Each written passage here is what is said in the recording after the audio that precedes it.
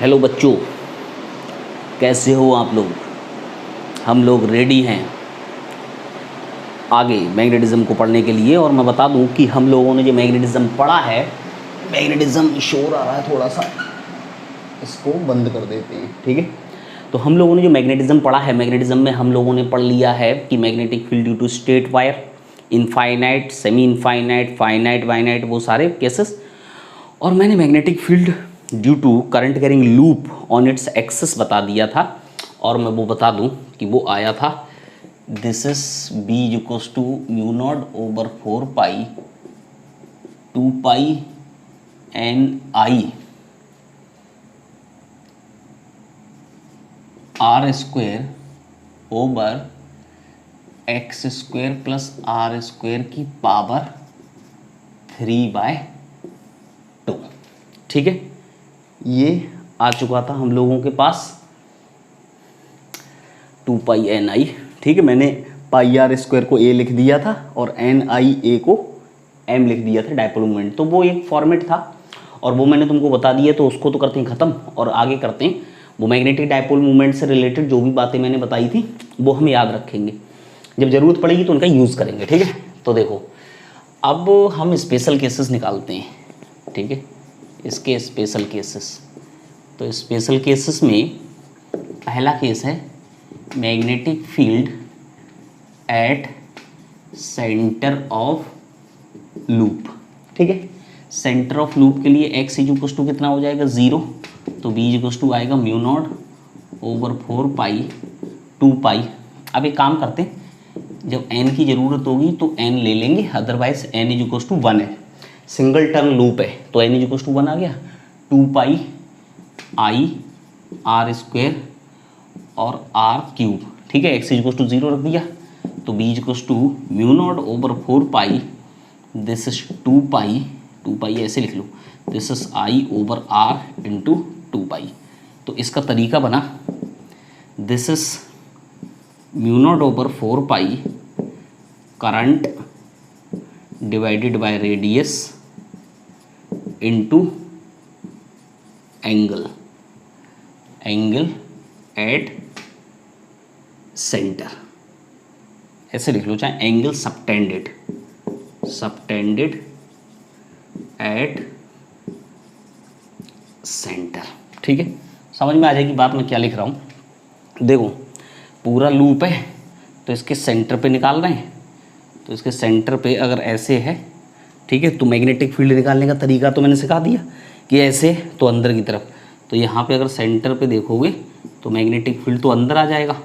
ठीक है, तो पूरा लूप कितना एंगल सबटेंड करेगा सेंटर पे 2 पाई का, तो current divided by radius into 2 पाई। अभी तो तुम इतना याद कर लो कि म्यू नॉट ओवर 4 पाई, वैसे कैंसिल आउट हो सकता है, मैं कैंसिल नहीं कर रहा हूँ, कैंसिल इसलिए नहीं कर रहा हूँ क्योंकि म्यू नॉट ओवर 4 पाई वाला फॉर्मेट रखते हैं। कैंसिल करना चाहो तो कर सकते हो, mu naught over 4 pi current divided by radius into 2 पाई। ठीक है, तो सेंटर पे ये आ जाएगा, तो इतना याद रखना है, करंट डिवाइडेड बाय रेडियस पूरा है, पूरा लूप कितना एंगल बनाता है 2 पाई का, तो वो 2 पाई है। ठीक है, तो magnetic field at the centre of loop आ गया।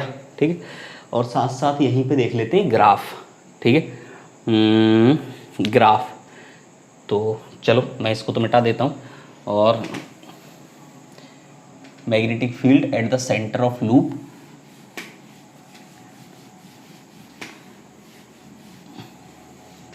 दूसरा देखो, दूसरा है इसका ग्राफ। ठीक है, तो ग्राफ इसका ऐसे बनेगा, अगर मान लो ये है लूप, ऐसे है लूप, ऐसे, ठीक है, ऐसे था, ऐसे एक्सेस। ठीक, तो इसके नीचे ले लो और यहाँ बनाओ magnetic field, this is magnetic field B and this is X, और ये सेंटर वाला पॉइंट। तो सेंटर पे तो होता है मैक्सिमम, और सेंटर से जैसे दूर जाओगे तो कम होता जाएगा और ऐसे बन जाएगा। ठीक है, दूर जाओगे तो कम होता चला जाएगा, तो वो जो इक्वेशन है अकॉर्डिंग टू दैट उसका रिलेशन ऐसे आता है, जैसे जैसे एक्स बढ़ाते जाओगे तो बी की वैल्यू कम होती चली जाएगी, एक्स को बढ़ाने पे बी की वैल्यू कम होगी। तो इस तरीके का आ जाए, तो यहाँ मैक्सिमम है। ठीक है, और सेंटर पे मैक्सिमम तुमको पता है कितना है, एक्स इक्वल टू 0 रख के अभी निकाला था, तो ये आ जाएगा। तो अब एक बात समझो, अब एक्सिस पे मैग्नेटिक फील्ड की डायरेक्शन, मैं कहूँगा direction of B at axis वो कैसे निकाली जाए? तो सिंपल है, ये वाई जेड प्लेन में ऐसे रखी, ऐसे था, याद आ रहा है, इधर ऑब्जर्वर रखा था तो उसके हिसाब से किधर था, एंटी क्लॉकवाइज करंट, ठीक है, एंटी क्लॉकवाइज था तो ऐसे तो इधर आएगा, एक्सेस पे भी वही तरीका, ठीक है, जो सेंटर पे वैसे ही तो एक्सेस पे आएगा, ऐसे आएगा। तो अगर मैं यहाँ पे पॉइंट बनाऊँ तो मैग्नेटिक फील्ड ऐसे, ठीक है, और यहाँ पे अगर देखा जाए तो यहाँ पे भी मैग्नेटिक फील्ड ऐसे, ठीक है। तो कहने का मतलब मैग्नेटिक फील्ड अगर इस डायरेक्शन में चला जाता तो मैग्नेटिक फील्ड नेगेटिव हो जाता, तो ये ऊपर नहीं बनता, फिर ग्राफ नीचे बनता, क्योंकि मैं पूरा वेक्टर फॉर्मेट बना रहा हूँ। तो मैग्नेटिक फील्ड फिक्स है, उसकी डायरेक्शन यही है, चाहे इधर हो पॉइंट, मतलब एक्सेस के अलॉन्ग ऐसे है, थंब के अलॉन्ग, ठीक है, तो ऐसे हमेशा, चाहे इधर लो पॉइंट चाहे इधर लो, डायरेक्शन इधर ही रहेगी, ठीक है। हो गया, तो ये आ गया। हाँ, और देखो केसेस, कुछ ग्राफ आ गया इसमें। ग्राफ के बाद एक और चीज अब निकालने जा रहे हैं, ratio of magnetic field at centre to axis, ठीक है, centre to, ratio of the magnetic field centre to axis. तो देखो अगर देखा जाए तो सेंटर वाला कितना था, वो था μ0/4 pi current divided by radius into 2 pi. Axis वाला देखा जाए तो आया था μ0/4 पाई, एन की value 1, 2 pi I R square over X square plus R square की पावर 3/2, ठीक है। तो डिवाइड कर लो, डिवाइड करोगे तो कितना आएगा, यहाँ देखो ये दूसरी इक्वेशन, सेंटर टू एक्सेस, ठीक। देखो क्या क्या कट रहा है, पूरा μ0/4 पाई से पूरा कट गया, वो ऊपर रखा तो ऊपर आया आई ओवर आर इंटू 2 पाई, और नीचे आया 2 पाई भी काट दो, आई भी काट दो, जो कट रहा है वो काट ही दो, पूरा कट गया, आई 2 पाई कट गया और आई 2 पाई कट गया, ठीक है। तो ऊपर रह गया केवल ये 1/r और नीचे रह गया R square over X square plus R square की पावर 3/2, ये रह गया। तो ये तो ऊपर पहुंच जाएगा सबसे, तो X square plus R square इसकी पावर 3/2 और नीचे आएगा आर क्यूब, ठीक है। तो ये कितना आ जाएगा, 1 plus X square over R square, सही है सब कुछ, आर, ठीक है। तो इसको अंदर लो, ठीक है, आर क्यूब है, ठीक है, आर क्यूब है, तो आर क्यूब को अगर अंदर लोगे, हाँ, या ऐसे कर लो, अंदर लेने की जगह ऐसे अच्छा समझ आ जाएगा। तो यहाँ से बाहर ले लो, आर स्क्वायर बाहर लोगे तो आर स्क्वायर अगर बाहर लोगे तो कितना आएगा, स्क्वायर से ये 2 कट जाएगा, क्यूब बाहर आएगा, तो आर क्यूब, तो 1 plus X square over R square की पावर 3/2, नीचे आर क्यूब है ही तो ये कट जाएगा। तो मैं यहाँ लिख देता हूँ क्या आया, कि सेंटर टू एक्सेस रेशियो दिखा 1 plus X square over R square की पावर 3/2, ठीक है। तो ये तुम याद रखोगे, इस पर डायरेक्ट क्वेश्चन पूछा जाता है, रेशियो वाले पे डायरेक्ट क्वेश्चन पूछा जाता है, ठीक है, इतना याद कर सकते हो। बोलो, देखो ध्यान से, सेंटर टू एक्सेस, ठीक है, वो मैंने क्या किया था, आर स्क्वायर बाहर निकाला था तो इसके नीचे आ गया था आर स्क्वायर बाहर आएगा तो 2 से पावर 2 कट जाएगी, लेकिन क्यूब आ जाए, पूरा पावर के साथ आएगा ना तो 2 से 2 पावर कट जाएगी, क्यूब दिखेगा, क्यूब से क्यूब कट जाएगा, तो ये रिलेशन आ जाएगा, ठीक है। तो इसको भी मैं इधर लिख देता हूँ, रेशियो आया centre to axis 1 plus X square over R square की पावर 3/2, इसको मिटा दूँ। अब देखो, ग्राफ बना लिया, रेशियो निकाल लिया, सेंटर पे बता दिया, अब कुछ और ज़्यादा ज़रूरत है। यहाँ से कुछ छोटे छोटे क्वेश्चन देखो। पहला क्वेश्चन मैं कहता हूँ, if B C over B A is equals to 8 है, then x is equals to k time of r, तो k की वैल्यू कितनी होगी? भाई एक बात सुन कि भाई सेंटर पे तो मैक्सिमम होता है, ग्राफ सबको क्लियर है। ग्राफ में क्या था, मैंने क्वेश्चन कैसे बनाया, मैंने ऐसे बनाया कि सेंटर पे तो होता है मैक्सिमम, तो बाकी सब जगह तो उससे कम होगा। तो मैंने कहा सेंटर पे 8 गुना हो, मैंने कहा सेंटर पे 8 गुना हो तो कितनी दूर पे वो पॉइंट लूँ जिसके रिस्पेक्ट में सेंटर पे 8 गुना हो। ठीक है। तो देखो, तो अपनी इक्वेशन पे आ जाओ। तो equation B C over B A is equals to 1 plus X square over R square की पावर 3/2, ये 8 is equals to 1 plus X square इसकी पावर 3/2। अब इधर से पावर हटाओगे तो उल्टी करके आ जाएगी, जैसे इधर स्क्वायर होता है तो इधर रूट लगता है, रूट का मतलब पावर 1/2, ऐसे ही तो होता है। X square is equals to 2 है तो एक्स इज इक्वल्स टू क्या लिखा जाता है, √2, इसका मतलब क्या होता है, पावर 1/2।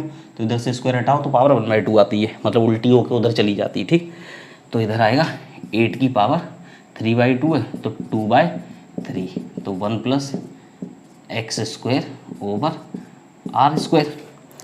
तो 8 का क्यूब ये कट जाएगा, 2 की पावर 3 है, 3 से 3 कट जाए, 2 का स्क्वायर, तो 4 minus 1 is equals to X square over R square. ठीक है, तो X square over R square is equals to 3,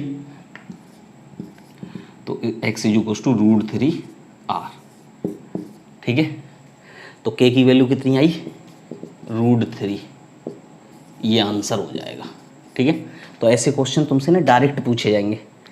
तो डायरेक्ट खेल खेलने में देर तो लगनी नहीं है, डायरेक्ट खेल खेलने में किसी को कोई समस्या नहीं होनी चाहिए, आसान है बिल्कुल।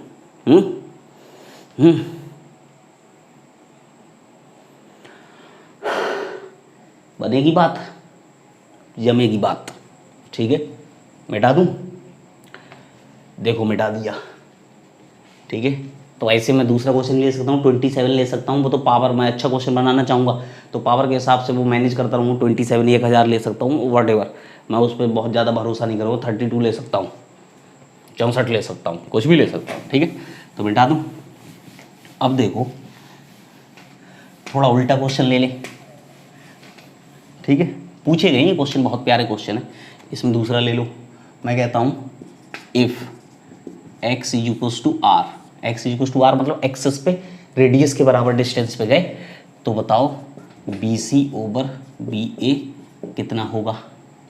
ठीक है, तो B C over B A is equals to 1 plus R square over R square इसकी पावर 3/2, तो ये तो 1 2 हो जाएगा, और 2 की पावर 3, 8 की पावर आ गई 1/2, तो ये हो गया 2√2, centre to axis ratio, answer आ गया। ठीक है, और इससे पहले वाले क्वेश्चन कोई मैं उल्टा करके दे दूं तो भी वही बात बन जाएगी। जैसे question number 3, reverse of first, कैसे, रिवर्स ऑफ फर्स्ट का मतलब क्या हुआ, रिवर्स ऑफ फर्स्ट का मतलब हुआ इफ मैं कहूँ कि B C over B A is equal to √3,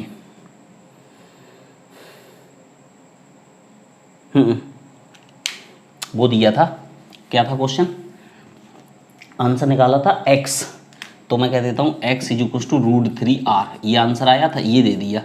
then B C over B A कितना होगा, तो B C over B A सबको पता है, पहले वाले क्वेश्चन में कितना था, 8 था, तो 8 आ जाएगा।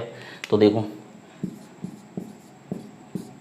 तो B C over B A is equal to 1 plus X square मतलब 3r square divided by R square इसकी पावर 3/2, तो कट गया, 3 1 4, 4 का 2 8 आ जाएगा। ठीक है, बात समझ में आई, क्या खेल खेला जाएगा, इमीडिएट देख लो, ऐसे ही निपटाना है, देर थोड़े लगेगी। ठीक है, हो, मिटा दूं? देखो इसको मिटा दे रहे हैं। अब ये समझने के बाद इसमें अब आगे बढ़ते हैं। देखो अब हम निकालेंगे, अब आते हैं सर्कुलर वाले पे, सर्कुलर लूप। ठीक है, तो magnetic field at its centre.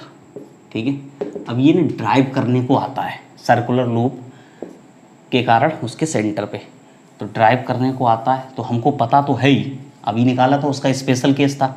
तो मान लो इसमें करंट इस तरीके से फ्लो हो रहा है। ठीक, तो सेंटर पे मैग्नेटिक फील्ड निकालना है और पता पहले से कितना आएगा। ठीक है, तो निकालते हैं। देखो कैसे निकालेंगे, यहाँ पे एक छोटा सा एलिमेंट लेंगे, ये देखो,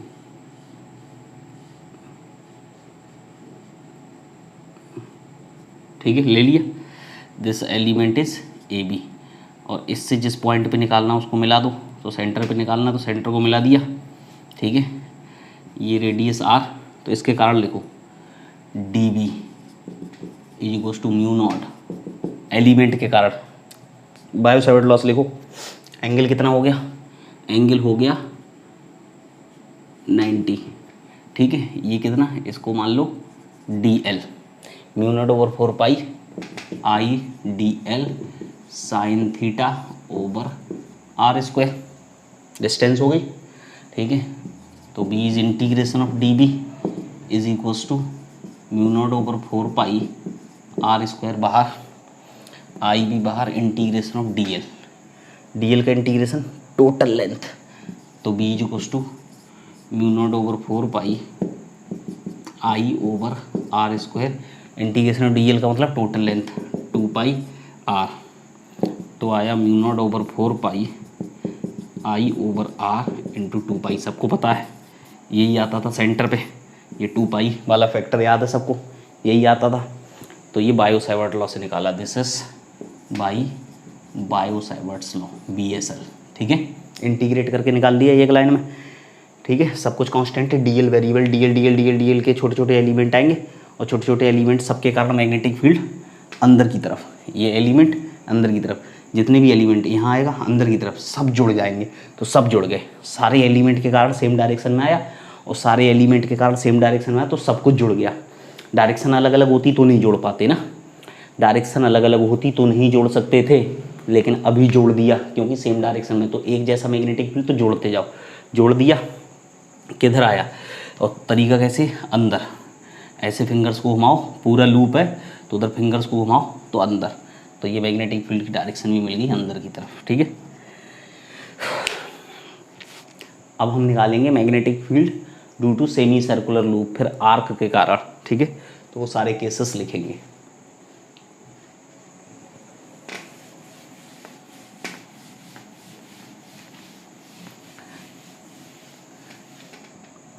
इसकी कोई खास सब ज़रूरत नहीं है। देखो magnetic field due to different part of loop. ठीक है, देखो पहला है सेमी सर्कुलर, सेमी सर्कुलर ये रहा।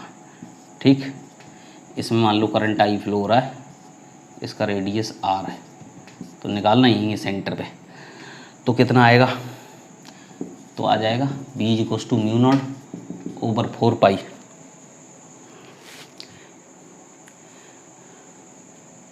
बिल्कुल वैसे ही है, म्यू नॉट ओवर 4 पाई, जैसे एलिमेंट के कारण उसके लिए निकाला था, mu not over 4 pi I over R square और इंटीग्रेशन ऑफ डी एल, तो mu not over 4 pi I over R square, और डी एल कितना, टोटल लेंथ, टोटल लेंथ कितनी 2 पाई आर की जगह पाई आर, क्योंकि अब सेमी सर्कल है तो पाई आर, तो एक आर से एक आर कट गया, तो कितना आया mu not over 4 pi I over R into pi. अब सेमी सर्कल है तो तो सेमी सर्कल पाई सबटेंड करेगा, सेमी सर्कल कितना एंगल सबटेंड करेगा सेंटर पे, पाई का। अगर मान लो ये वाला सेक्शन हो 1/4, 1/4 मतलब सेमी सर्कल का मतलब क्वार्टर पार्ट हो ऐसे, ठीक है। डायरेक्शन में कोई दिक्कत नहीं, डायरेक्शन तो अंदर ही चल रही है, जैसे डायरेक्शन ली वैसे ही लेना। इसके कारण अगर ऐसे, तो इसमें कितना आएगा magnetic field, μ0/4 current divided by radius into angle. तो एंगल कितना, इस बार π/2, इस बार किधर, बाहर, तो बाहर ये सेंटर पे ही लिख रहे हैं, ठीक है। बोलो, रेडियस r है, करंट I है, लिख सकते हो, सही। बोलो, बताओ, आई कुछ बात समझ?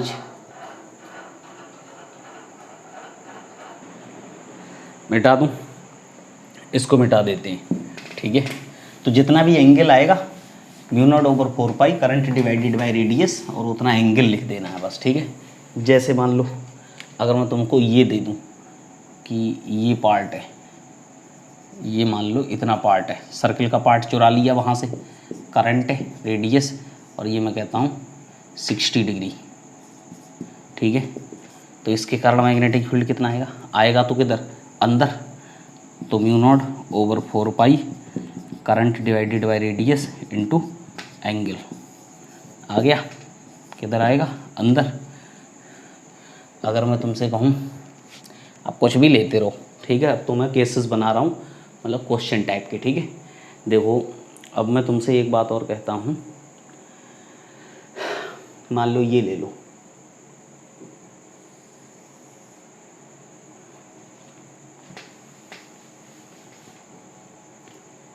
ये ले लो पूरा लूप, सही है, और इसमें से ये काट डालो, इतना काट दो,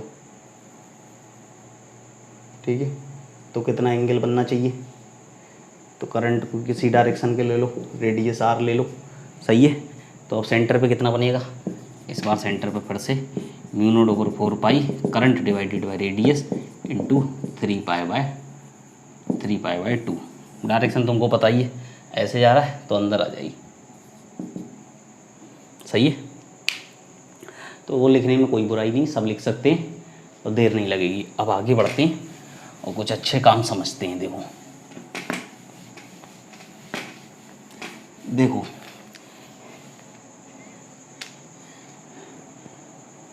magnetic field on the axis of straight wire, पहले तो ये समझ लो, एक लाइन की बात है, फिर क्वेश्चन करेंगे अच्छे, ठीक है। देखो, अगर मान लो ये वायर है, अगर मैं तुमसे ये वायर ले लूँ और इसके एक्सिस पे ही पॉइंट लूँ कोई, ये पॉइंट P है और ये करंट फ्लो हो रहा है, तो यहाँ मैग्नेटिक फील्ड कितना आएगा भाई, चाहे कुछ भी लिखो, μ0/4 वही IdL, ठीक है। और साइन थीटा कितना हो जाएगा, साइन 0, नीचे जो भी r², तो v = कितना आएगा भाई। अगर ये पॉइंट इधर होता कहीं, अगर इधर होता मान लो, ठीक है, P', तब तो ये एंगल आता, लेकिन पॉइंट कहाँ है, पॉइंट ये है, पॉइंट ये है, तो थीटा कितना हो गया 0, थीटा 0 हो गया तो साइन 0 हो गया, साइन 0 हो गया तो मैग्नेटिक फील्ड। तो याद रखना, स्ट्रेट वायर के एक्सिस पे अगर कभी भी मैग्नेटिक फील्ड पूछा जाए तो वो सिंपल होता है, 0 होता है, ठीक है। वो कैसा ही वायर हो, चाहे फाइनाइट लेंथ का हो चाहे इनफाइनाइट लेंथ का हो, ठीक है। तो ये बात बता दी, इसको याद रखोगे। अब क्वेश्चन पे बढ़ते हैं आगे। देखो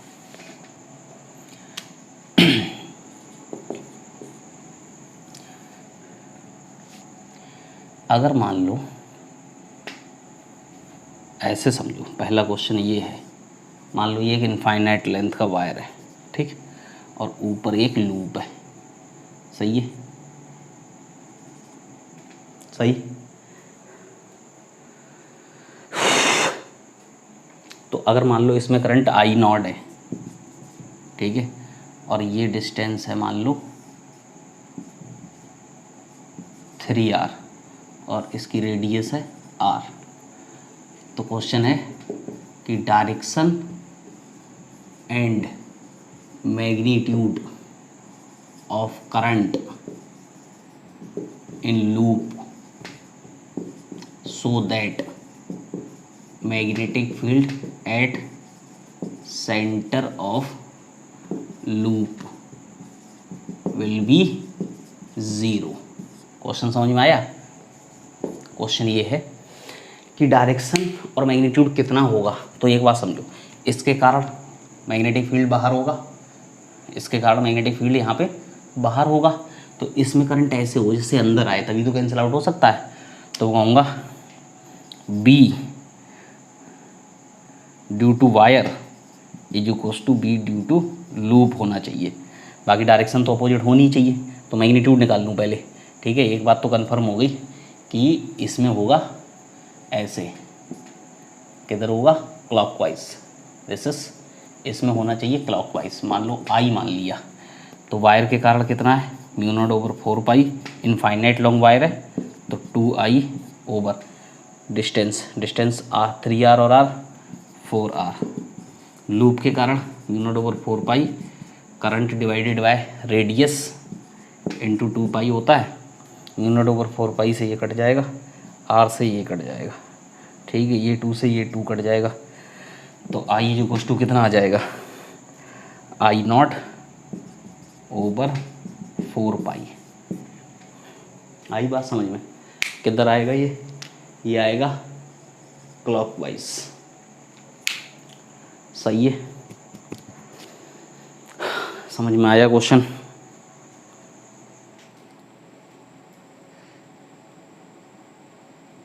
मैं हटा दूँ?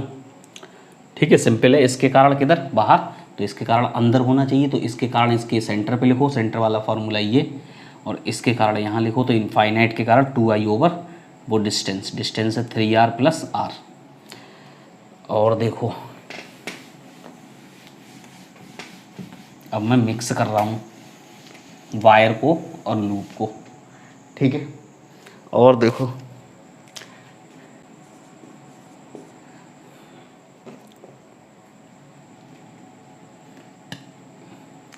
मान लो ये this is x axis and this is y axis, ठीक है, and this is z axis.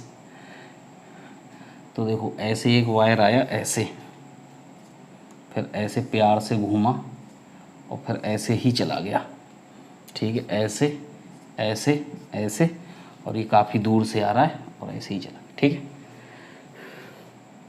अगर मैं तुमसे कहूँ ये डिस्टेंस रेडियस है, करंट आई चल रहा है, तो तुम्हें मैग्नेटिक फील्ड C पॉइंट पे निकालना। C is the centre of loop.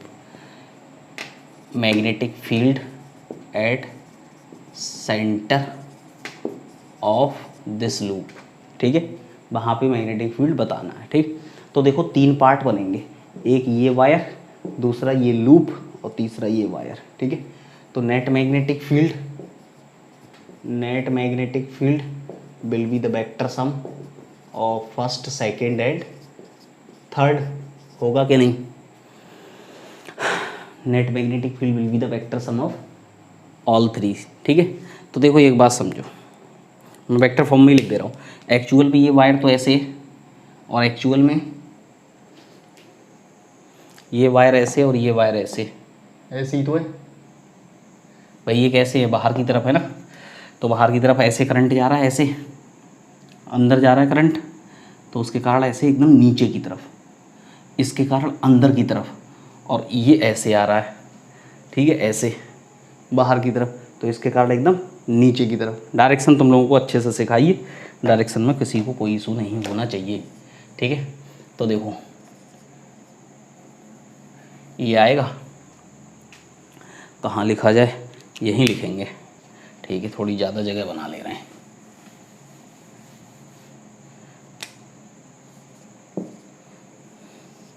ठीक, देखो B net is equals to B1, उसके कारण semi infinite μ0/4π current divided by distance, ये हो जाएगी R, μ0/4π I ओवर R।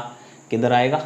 नीचे, तो लगेगा माइनस जे, नीचे की तरफ आएगा तो माइनस जे, ऐसे लगा लो, कैसे भी लगा लो, ठीक है। B2 सर्कल वाले के कारण, सर्कल वाले के कारण जाएगा अंदर, तो अंदर माइनस के, तो उसका लिखा जाता है mu not over 4 pi current divided by radius into angle, और उसका एंगल कितना है, उसका एंगल है पाई, और उसमें क्या लगेगा माइनस के।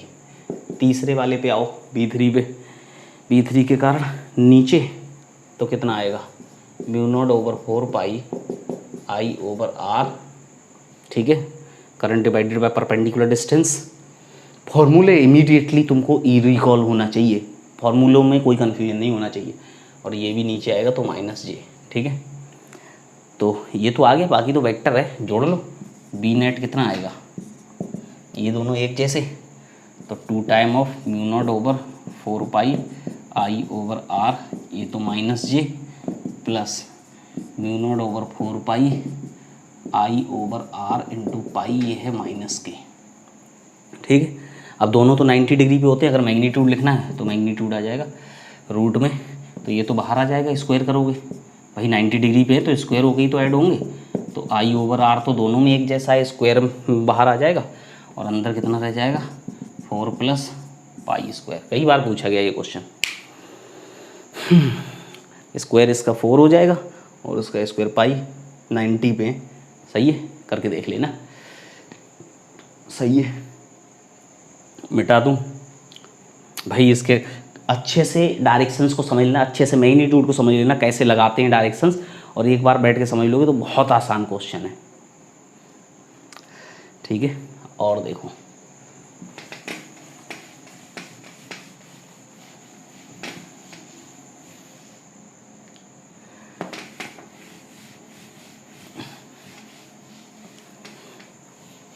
देखो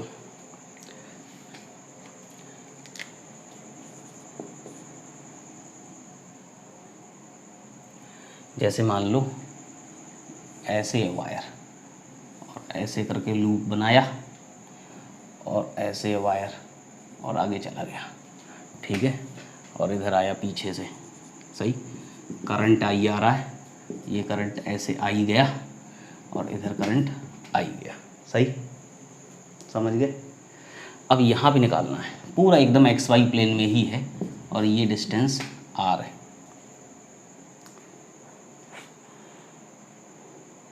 मैग्नेटिक फील्ड निकालना है, यहाँ पे क्या निकालना है, मैग्नेटिक फील्ड। तो कैसे निकालेंगे मैग्नेटिक फील्ड, देखो एक सेक्शन ये बन जाएगा magnetic field at centre of, दूसरा ये बन जाए, तीसरा ये दोनों सेमी इनफाइनाइट और ये सेमी सर्कुलर, सही है। लेकिन देखो B1 0, B3 0, क्यों, एक्सेस पे, एक्सेस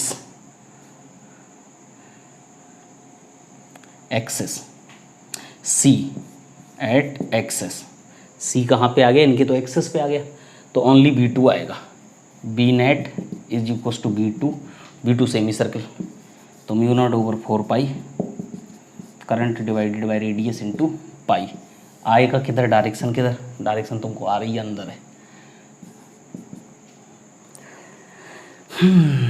आई कुछ बात समझ, मिटा दूं,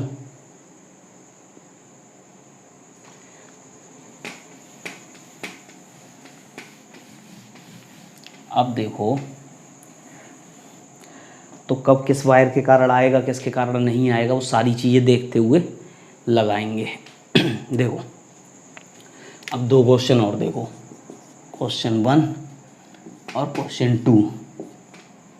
देखो एक ये लूप और एक ये लूप, ठीक, इसकी रेडियस R1, इसकी रेडियस R2, इसमें करंट I1 और इसमें current I2। C magnetic field at centre लिखना है, ठीक है। कॉन्सेंट्रिक कॉइल्स हैं, कॉन्सेंट्रिक कॉइल, कॉइल लूप कुछ भी कह सकते हो, कॉन्सेंट्रिक कॉइल्स। देखो सेंटर पे निकालना कॉन्सेंट्रिक कॉइल्स हैं। ये दूसरी कॉइल ले लो, 1 2, radius R1, radius R2, current I1, current I2। ठीक है, इसमें अपोजिट डायरेक्शन में लिए, इसमें सेम डायरेक्शन में लिए, ये अंतर है बस। ठीक है, बाकी सब कुछ वही है। तो मैग्नेटिक फील्ड लिखना है तो इसमें क्या आएगा, B इक्वल्स टू, दोनों देखो इसके कारण अंदर सेंटर पे, इसके कारण अंदर, तो B equals to B1 plus B2, B equals to mu not over 4 pi, दोनों में common, current I1 over R1 plus I2 over R2, बाकी 2 पाई भी कॉमन आ जाएगा। नेट ये किधर आया, अंदर। ठीक, दोनों तो अंदर आए। अब देखो इसके लिए मान लो इसके कारण मैग्नेटिक फील्ड अंदर आया, इसके कारण बाहर आएगा, तो जो ज़्यादा उसमें से कम वाला सब्ट्रैक्ट कर देंगे, ज़्यादा वाले की डायरेक्शन में आ जाएगा, तो कोई दिक्कत नहीं, एक को प्लस एक को माइनस दे सकते हैं। तो मैं कह देता हूँ ये वाला बाहर ले लो, तो B equals to B2 minus B1। लेकिन एक बात, जो ज़्यादा उसमें से कम वाला सब्ट्रैक्ट करेंगे, ठीक है, वेक्टर वाला खेल है ना, तो कोई ऐसी इशू नहीं है। तो म्यू नॉट ओवर 4 पाई और I1 ओवर, ऐसे लिख लो, I2 over R2 minus I1 over R1, और बाहर कितना, 2 पाई बाहर आ जाएगा। ठीक है, तो ज़्यादा वाले की डायरेक्शन में आ जाएगा। तो मैंने इसको ज़्यादा माना है, तो इसको ज़्यादा मानने का मतलब इस समय किधर मैंने मान लिया है, बाहर। सही है, बता दूँ, बना सकते हो।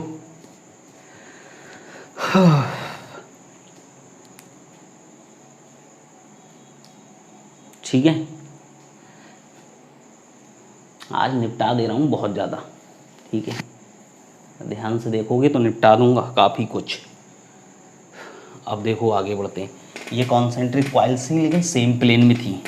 अब लूँगा कॉन्सेंट्रिक कॉइल्स इन परपेंडिकुलर प्लेन।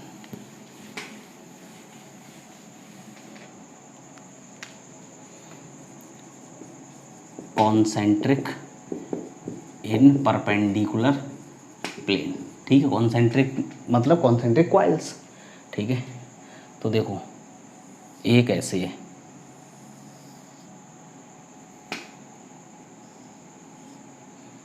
और दूसरी ऐसे है। ठीक है, दिख रही है ये वाली YZ प्लेन, ये वाली XZ प्लेन। अब एक बात तो तुमको पता है कि अगर सेंटर पे मैग्नेटिक फील्ड निकालते हैं तो वो एकदम प्लेन के परपेंडिकुलर आता है। मतलब अगर ऐसे हो XY प्लेन में तो कैसे आएगा, Z एक्सिस के अलाउ। भाई चाहे अंदर आए चाहे बाहर आए, वो तो डायरेक्शन ऑफ करंट पे डिपेंड करेगा, लेकिन आएगा तो ऐसे, तो उस प्लेन के परपेंडिकुलर। ठीक है, तो ये YZ प्लेन में तो करंट की डायरेक्शन में ये मान ले रहा हूँ ऐसे। ठीक है, मान लो I1 और इसकी रेडियस कुछ मान लो R1। ठीक, इसमें मान लो I2 और इसकी रेडियस कुछ मान लो R2। सही है, तो कितना आएगा, तो देखो ये मान लो पहली वाली और ये मान लो दूसरी। तो पहली वाली में ऐसे है ना करंट, ऐसे, तो इधर आएगा, तो देखो ऐसे आएगा, तो YZ प्लेन में तो X एक्सिस के अलॉन्ग आएगा, तो B1, और दूसरे में ऐसे है, ऐसे है, तो ऊपर जाएगा। तो ऊपर जाएगा मतलब वो किस में, वो XZ प्लेन में तो Y एक्सिस के अलॉन्ग जाएगा, B2, और इन दोनों का रिजल्टेंट होगा ऐसे। ठीक है, तो बाकी ये दोनों अलग अलग होंगे, तो ये एंगल निकालने में किसी को कोई दिक्कत नहीं होनी चाहिए। और देखो B1 square plus B2 square root में ये रिजल्टेंट B होगा, होगा कि नहीं। और B1 तुमको पता है, B1 कितना, B1 इसके कारण, हाँ B1 है mu not over 4 pi current divided by radius into 2 pi, B2 equals to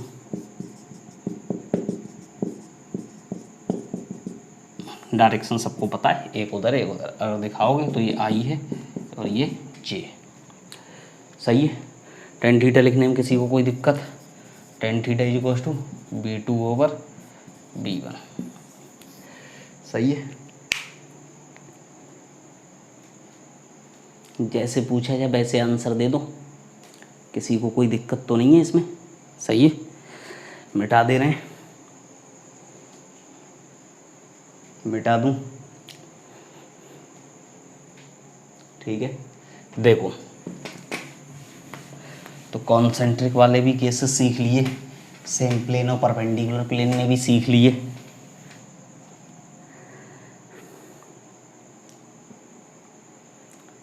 अब एक बात सुनो, अब एक और काम करते हैं। देखो,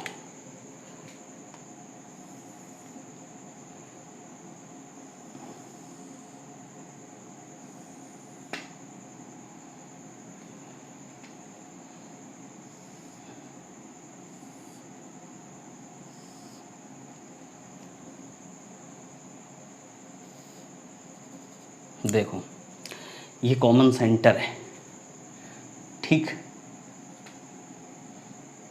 लाइक दिस, ठीक है।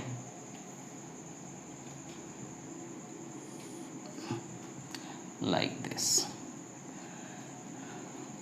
ये करंट आई ऐसे आ रहा है, ठीक है। कहाँ कहाँ वायर है कहाँ नहीं है वो तुमको साफ दिख रहा है। ये कॉमन सेंटर है सबका, ठीक है। और ये एंगल मैं कहता हूँ, ये मान लो कुछ भी ये थीटा है, तो यहाँ मैग्नेटिक फील्ड तुम कैसे लिखोगे? यहाँ पे मैग्नेटिक फील्ड तुम कैसे लिखोगे? तो यहाँ मैग्नेटिक फील्ड लिखने में किसी को कोई दिक्कत नहीं होनी चाहिए। देखो, मैग्नेटिक फील्ड इस स्ट्रेट वायर के कारण तो एक्सेस पे आ गया पॉइंट, तो यहाँ तो आएगा नहीं। इस स्ट्रेट वायर के कारण भी एक्सेस पे आ गया, और इस स्ट्रेट वायर के कारण भी एक्सेस पे आ गया, तो स्ट्रेट वायर के कारण नहीं आएगा। किसके कारण आएगा? कितने सेक्शन बने देखो, 1 2 3 4 5 6, मैं कहूँगा 2 4 6, B2 B4 B6 सब 0। एक्सेस वाला केस बन गया ना, पॉइंट एट एक्सेस, ठीक है। अब आएगा केवल देखो B1 के कारण μ0/4 करंट डिवाइडेड बाय रेडियस, ठीक है। तो रेडियस मैं बोल दे रहा हूँ, मैं कहूँगा अगर ये मान लो R है, ये तुमको दे दी जाएगी, ये 2R है और ये 3R है। सही है, तो वो कोई बुराई नहीं है। I/B1 ये वाला, I/ इसकी रेडियस कितनी? 3R, current divided by radius into angle. B1 आ गया, B2 लिख लो μ0/4 करंट डिवाइडेड बाई रेडियस इसकी 2R इंटू थीटा। B3 लिख लो μ0/4 current divided by R into theta. और सबकी डायरेक्शन किधर है? इसके कारण बाहर, इसके कारण अंदर, इसके कारण बाहर, ठीक है। तो जो बाहर है उसमें प्लस के लगा रहा हूँ, ठीक है। ऐसे लिख लो, चाहे ये बाहर, ये वाला अंदर और ये बाहर, ठीक है। प्लस के माइनस के भी लगा लो, बात वही है। तो तुमको अच्छे से लिखना आ रहा है कि कोई भी लूप के कारण कैसे लिखेंगे, और स्ट्रेट वायर आ जाएगा तो कैसे लिखेंगे, और सबको मिक्स करके कैसे लिखेंगे। लिख लो जल्दी से।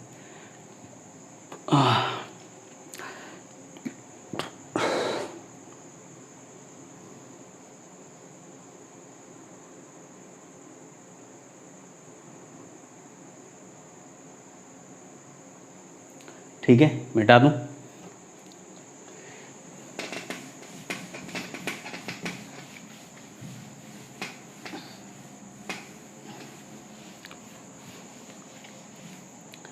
देखो,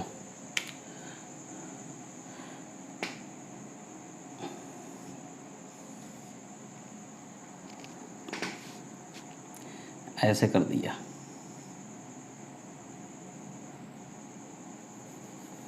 वायर लिया, long wire, like X axis के अलॉन्ग रखा और इधर रखा एकदम वाई एक्सेस के अलॉन्ग, ठीक है। और करंट ऐसे करके जा ही रहा है। अब तुम बताओ यहाँ पे मैग्नेटिक फील्ड तो कितना आ जाएगा भाई? ये पहला सेक्शन, ये दूसरा और ये तीसरा। मैं कहूँगा B1 0, B3 0 एक्सेस वाले केस से, ठीक है। तो only B2 is equals to B net होगा और वो कितना होगा? μ0/4 करंट डिवाइडेड बाई, ये कोई रेडियस डिफाइन कर सकते हैं, current divided by radius into angle तो π/2 आएगा, ये होगा। डायरेक्शन तुमको पता है बाहर आ जाएगी, सही है। अब ये खेल ख़त्म करता हूँ, ठीक है। ये बहुत सारे केसेस सब तुम्हारे सामने आएंगे तो तुम मैनेज कर लोगे, ठीक है। अब थोड़ा सा आगे बढ़ते हैं और एक इसमें छोटा सा टॉपिक ख़त्म कर देता हूँ और फिर आएंगे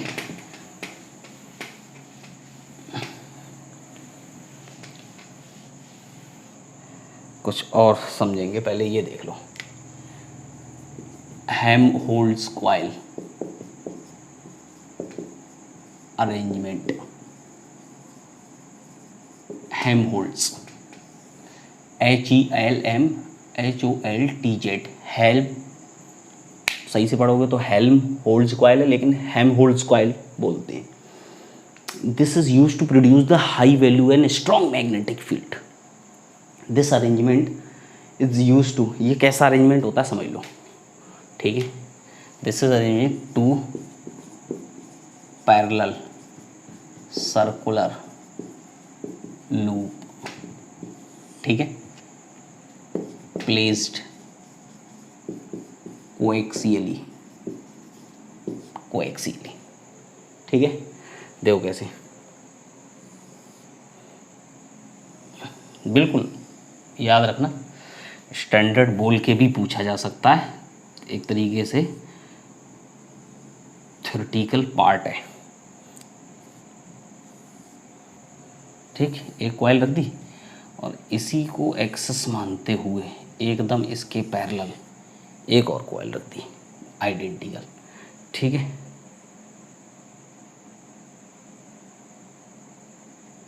सही है, दोनों आइडेंटिकल, आर आर, और इनके सेंटर्स के बीच की डिस्टेंस भी आर। ये सब कंडीशंस हैं। दोनों में करंट भी सेम डायरेक्शन में और करंट भी बराबर, ठीक है। दोनों में करंट सेम डायरेक्शन में और करंट भी बराबर। दोनों के सेंटर्स के बीच की डिस्टेंस आर, ठीक है। दोनों के सेंटर्स के बीच की distance R. Number of turns भी बराबर, number of turns I and R सब सेम, ठीक है। ये भी कंडीशन है हेल्महोल्ट्ज़ कॉइल अरेंजमेंट बनाने की, ठीक है। Centres are separated by the same distance as the radius, ठीक है। तो इसके कारण जो स्ट्रॉन्ग मैग्नेटिक फील्ड आता है, दोनों को मिलाते हैं तो ये बोला जाता है कि यहाँ पे ऐसे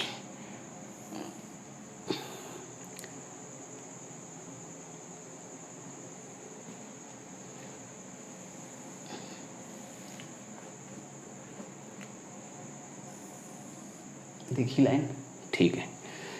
ये आर है, ठीक है। अब ये देखो इनके बीच में एकदम मिडिल पॉइंट, ठीक, ये और ये, ठीक है। अगर इसका देखा जाए, इसका सेपरेट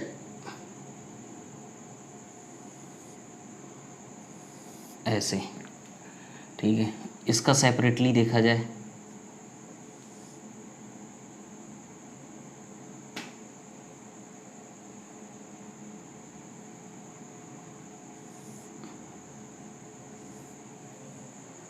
इसका, और दोनों का मिला के देखा जाए तो ऐसे करके आता है, ऐसे।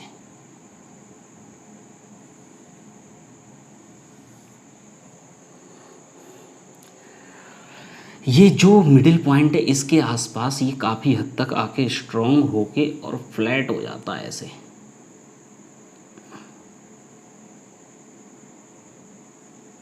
ऐसे, ठीक है।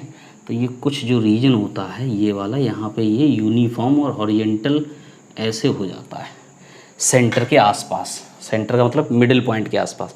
दिस इज रिजल्टेंट,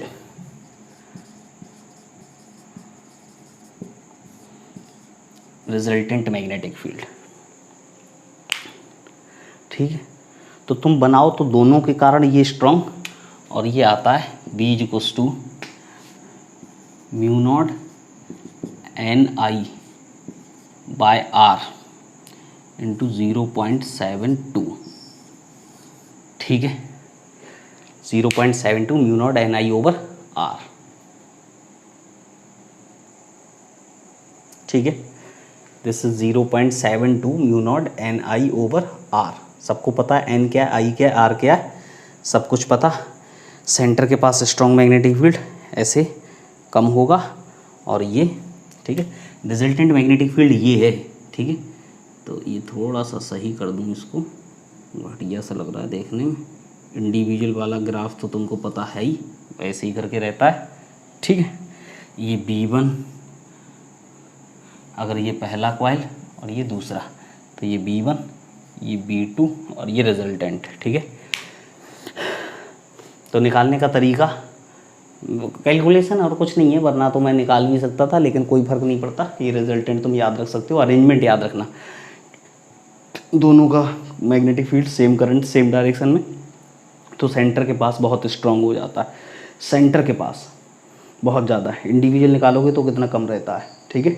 तो ये रहता है, this is use to produce the high value of magnetic field. जब जहाँ पे ज़रूरत होती है तो हम वहाँ पे इस्तेमाल करते हैं कि बहुत ज़्यादा स्ट्रॉन्ग मैग्नेटिक फील्ड चाहिए होता है, तो हम ये अरेंजमेंट जो हेल्महोल्ट्ज़ कॉइल का अरेंजमेंट है वो यूज़ करते हैं, ठीक है। तो कर लो नोट, ये भी हो गया, ठीक है।